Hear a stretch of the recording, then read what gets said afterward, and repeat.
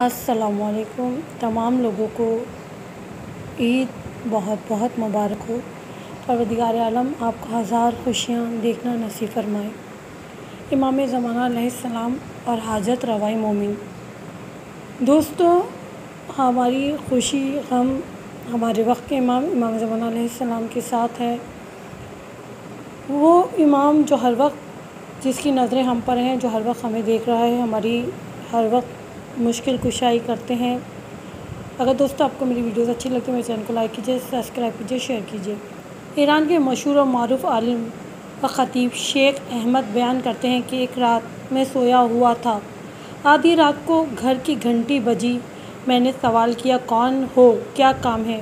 اس شخص نے کہا، میں ایک حاجت مند ہوں، میں نے کسی کو چیک دیا تھا، کل آخری تاریخ ہے، مجھے آپ کی مدد کی شدید ضرورت ہے۔ میں سیڑھیاں اترتے ہوئے سوچنے لگا، نہ دن میں آرام ہے نہ رات کو، لوگ سونے نہیں دیتے۔ خیر، میں اس شخص کے ساتھ بہت خوش اخلاقی کے ساتھ پیش آیا، اس کی مشکل بھی حل کر دی اور آ کر سو گیا۔ خواب میں مولا امام زمانہ علیہ السلام تشریف لائے اور میں نے ان کی زیارت کی۔ آپ نے فرمایا، شیخ احمد، کافی تم لوگوں کی حاجت روائی سے تنگ آنے لگے ہو، تو اب لوگوں کو حاجت روائی کے لیے کسی اور شخص کی طرف بھیج دیں۔ تب میری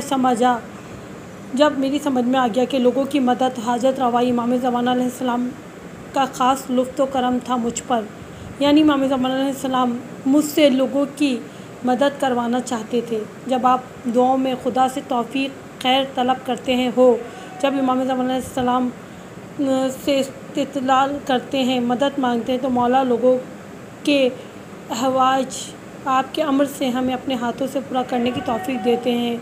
بخشش تو خدا یہ توفیق عنایت کرتا ہے۔